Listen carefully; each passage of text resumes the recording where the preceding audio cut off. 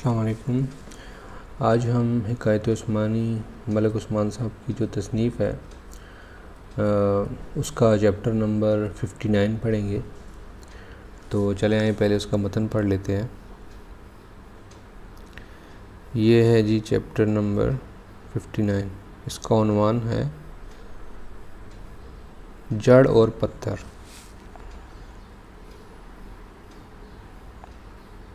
تو اس کو میں زوم کرتا ہوں۔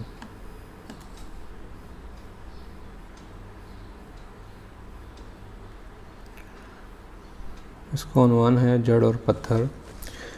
ایک آدمی نے اپنے صحن میں ایک پھلدار پودا لگایا۔ اس نے زمین کو کچھ زیادہ تیار نہیں کیا اور پودا اگا دیا۔ تاہم بعد میں وہ اس پودے کا بہت خیال رکھتا، اس کو پانی دیتا اور اس کو بیرونی تراش خراش کا خیال رکھتا۔ چند سالوں میں پودا جوان ہو گیا اور اس شخص کو امید لگی کہ آئندہ سال یہ پودا پھل لائے گا۔ لیکن اس کی امید کے برعکس وہ پودا آہستہ آہستہ مرجھانا شروع ہو گیا۔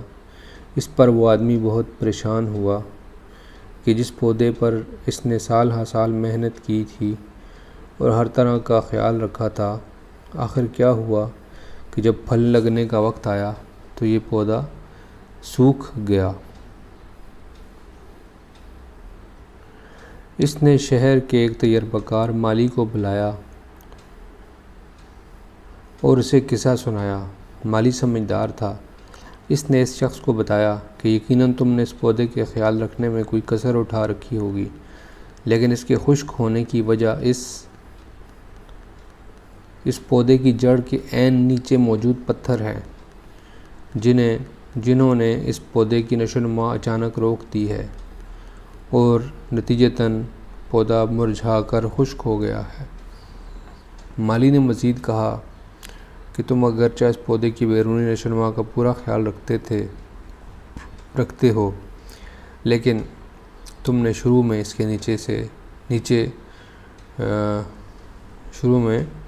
اس کی جڑ کے نیچے پڑے ہوئے پتھر ہٹانے کی کوشش کبھی نہیں کی۔ اشارہ: بنیاد اور جڑ کسی چیز کی تعمیر اور نشو و نما کی اصل ہوتی ہے۔ اگر بنیاد اور جڑ کا خیال نہ رکھا جائے تو باوجود اس بات کے کہ انسان کچھ سال بڑھوتری دیکھے گا، لیکن بہرحال اسے جلد ہی ناکامی اور شرمندگی کا سامنا کرنا پڑے گا۔ اس کا جو گرافک ہے وہ یہ ہے کہ اس کے اندر یہ لگتا ہے یہ مالک ہے اور یہ مالی ہے۔ تو یہ اس کو بتا رہا ہے کہ یہ جو آپ نے پودا لگایا ہے یہ مرجھا رہا ہے۔ اس کی وجہ یہ ہے کہ اس کی جو جڑیں ہیں وہ صحیح طریقے سے وہ اندر نہیں گئیں گراؤنڈ کے اندر، اور ان کو نشو و نما پراپر طریقے سے نہیں مل رہی۔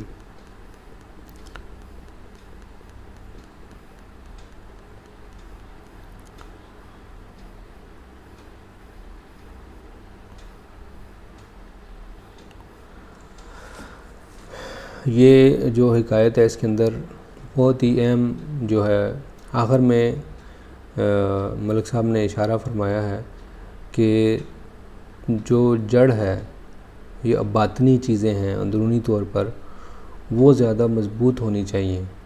بظاہر انسان کا جو جسم ہے وہ کمپلیٹ ہوتا ہے، مطلب اس کی آنکھیں بھی دیکھتی ہیں، اس کا دماغ بھی کام کرتا ہے، ہاتھ پاؤں بھی ٹھیک ہیں، جسمانی طور پہ اس نے اپنے آپ کو فٹ رکھا ہوا ہے، ٹھیک ہے، لیکن اس کی نشو و نما جو باطنی چیزوں سے ہوتی ہے اسی کے ذریعے سے وہ پھلتا پھولتا ہے، ورنہ کچھ سال جو ہے وہ گزارنے کے بعد وہ مرجھا جاتا ہے۔ جس طرح یہ پودا تھا تو پودے کو جب ابتدا تھی اس ٹائم میں اس کو اچھے طریقے سے اس کی جو جڑیں ہیں اس کو جگہ نیچے نرم کر کے اس کے اندر اگر لگا دیتے اس کا بیج یا اس کی جڑیں، نرم جگہ پہ ہوتی تو وہ آرام سے پھیل جاتا، لیکن بعد میں محنت کرنے کا فائدہ نہیں ہے. جو محنت پہلے کی جائے اس کا فائدہ ہوتا ہے، اس کا پھل ہوتا ہے. ٹھیک ہے، تو جس طرح ملک صاحب نے یہاں پہ یہ لکھا ہے کہ بنیاد اور جڑ کسی چیز کی تعمیر اور اس کی نشو و نما کی اصل ہوتی ہے. ٹھیک ہے، اگر بنیاد اور جڑ کا خیال نہ رکھا جائے تو باوجود اس بات کے کہ انسان کچھ سال بڑھوتری کے دیکھے گا، لیکن بہرحال اسے جلدی ناکامی کا سامنا کرنا پڑے گا. ٹھیک ہے، مطلب ہے کہ بنیاد، اس سے پہلے بھی ہم نے کچھ چیپٹر پڑھے ہیں جس کے اندر وہ عمارت کا بھی مسئلہ تھا. تو بنیاد جو ہے وہ انسان کی باطنی حقیقت ہے. جتنی بھی چیزیں ہم اسٹڈی کرتے ہیں، یہ ہمارا جسم جو ہے ایز اے ٹول ہے. ٹھیک ہے، اس کو ہم جدھر مرضی لگائیں گے. اگر ہم جسم کی باتیں سنتے رہیں گے تو جسم فنا ہونے والا ہے. ٹھیک ہے، تو جیسے ہی جسم کی باتیں سنیں گے تو ہم فنا کی طرف جائیں گے، اور جیسے ہی ہم جسم کی بات سن کے تھوڑی دیر کے لیے، جب اس کو ضرورت ہے کسی چیز کی، کھانے کی ضرورت ہے یا دوسری کوئی حاجات ہیں، وہ کمپلیٹ کرنے کے بعد اگر ہم اس کو چھوڑ کے باطنی طرف جائیں گے تو وہ زیادہ پائیدار اور اصلی جو حقیقت ہے وہ ہوتی ہے. ابھی ہم روزانہ جو ہے ایک چیز کو تجربہ کے طور پہ مشاہدہ کرتے ہیں، وہ ہے ہماری نیند. ٹھیک ہے، نیند کے اندر جو انسان ہے اس کی اپنی اصلی حقیقت میں ہوتا ہے وہ. ٹھیک ہے، جیسے ہی بیدار ہوتا ہے تو وہ اپنی جو اس کی جو جسمانی حقیقت ہے، جو کہ ایک عارضی حقیقت ہے، اس میں وہ آ جاتا ہے. ٹھیک ہے، تو اگر اس نے اچھی نشو و نما کی ہوگی، بلکہ یہ کل میں شاید کسی سے بات بھی کر رہا تھا کہ جیسے جیسے آپ اپنی باطنی نشو و نما کرتے ہیں تو اس کو اچھے خواب آنے شروع ہو جاتے ہیں. ٹھیک ہے، کیونکہ جو خواب ہیں ہمارے، وہ ہمارے اعمال کے ساتھ ڈائریکٹلی کنیکٹڈ ہیں. ٹھیک ہے، خواب میں ڈیفرنٹ ٹائپس ہیں، لیکن میں اس کی بات نہیں کر رہا.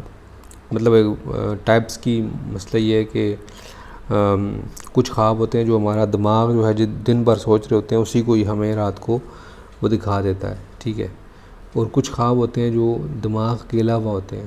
تو وہاں پہ دماغ کے علاوہ جو خواب ہوتے ہیں وہ اصل میں ہماری باطنی جو حقیقت ہے اس کو ریفلیکٹ کرتے ہیں کہ ہماری پہنچ کہاں تک ہے، اور جو ہمارے اندر ایک چیز ڈیولپ ہو رہی ہے، جو ہماری شیپ ڈیولپ ہو رہی ہے ایز اے روح جو ہے ہماری، اس کی نشو و نما ہو رہی ہے نہیں ہو رہی.